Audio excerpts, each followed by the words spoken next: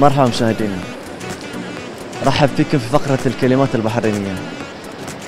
اليوم كلمتنا راح تكون زعلان. شنو يعني زعلان بالبحريني؟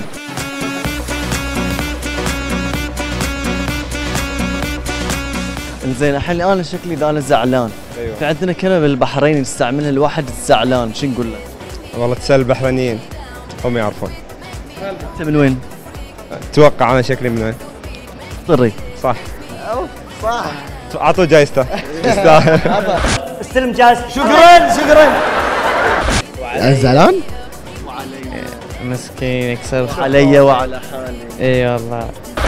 يبعد عمري حلوة حياته. مسكين حالته حاله، غيرون زعلان مسكين.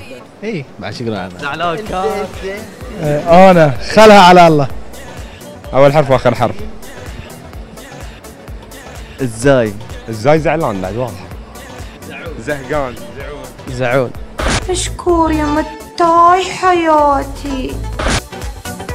انا حدي زعلان. حدي زعلان. حدك تمشي. عاد تعال. أخاف أحد قبلي شاي والله ما زعلان بالبحريني شنو؟ أول مرة أسمع صراحة. شو تقولون؟ أنا ما يحاكين.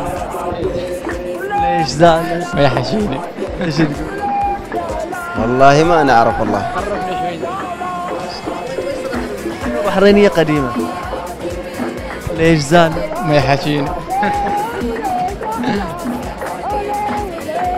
والله ما اعرف صراحه. ليش زعلان؟ ما أدري صراحة. اللي زعلان يعني وش يسوي ايش بعد؟ ليش زعلان؟ ليش زعلان؟ ما يحشيني.